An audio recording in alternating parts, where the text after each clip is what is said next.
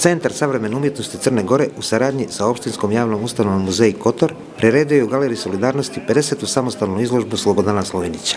Umjetnika je najavila kustos galerije Marija Mihaliček, prisutne je pozdravio direktor javne ustanove Muzej Andro Radulović, dok je o likovnom opusu Slobodana Slovinića govorila spisateljica i angliskinja profesor dr. Slavica Perović, koja je na zanimljiv način tumačila izložene autorove cikluse slika Le Corps i Mare Montenegro, izrađene u ulju na platnu i kartonu. Stege, veze, ograničenja imaju smisla samo kad prizivaju da se raskinu.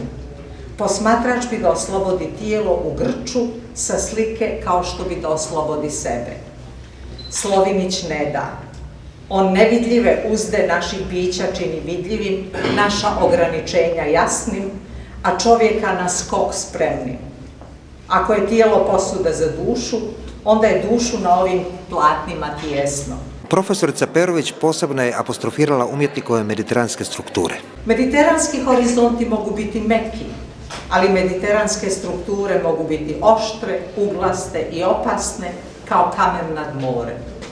Na izloženim slikama to je krš podatan svojom strukturom, a tvrd svojom teksturom.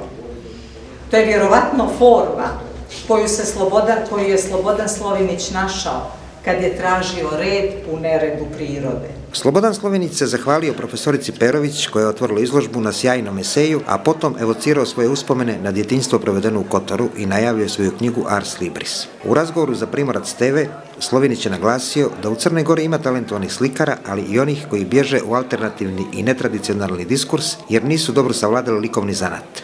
Pa eto da neki kažem, možda je to moj strogi stav, ja da vam prvo kažem, ja nekad tumačim i često se to dešava, da umjetnici koji na akademiji dovoljno ne izuče crtež i ne znaju da crtaju i ne nauče da slikaju, da vam prvo kažem, ne nauče tehnologiju, ne nauče onaj što kažu Francuzi metier, znate, metier je veoma važan, da vi uđete u sve tajne tehničko-tehnološke, da možete da realizujete jednu grafiku na pravi način, da znate šta je duboka štampa, šta je plitka štampa, šta je terpentin, šta je ulje, šta su postne boje, šta su masne boje, šta je ulje, šta je kreda i tako dalje.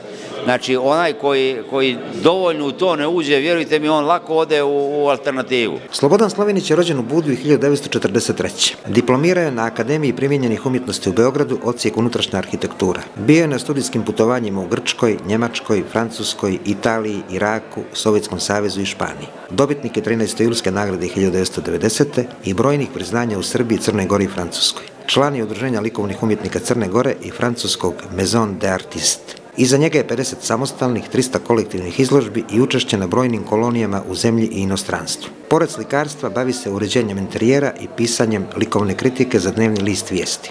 Objavio je knjige Parijski zapisi 1996. i umjetničke zbirke Centra savremene umjetnosti Crne Gore 2010. U svojim ciklusima Slovinić se predstavio kao slikar nježnog, lazurnog kolorita i čvrste, antropomorfne i geomorfne strukture koji vješto varira dva motiva, ljudsko tijelo i stijene.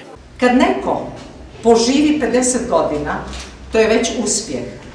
Kada mu se otvara 50. samostalna izložba, to je anatomija uspjeha iskazana kroz najrjeđu i najdragocijeniju mjeru, a to je kreativnost, ovdje prepoznata kao nepatvorena umjetnost. Naslijeđeni gen za umjetnost postao je zaista genom umjetnosti, po 50. put. Iako je na meni, ja proglašavam ovu izložbu otvorenom. U muzičkom dijelu programa učestvovali su sopranistica Aleksandra Dobriša i pijanista Dejan Krivokapić. Izložba traje do 15. novembra.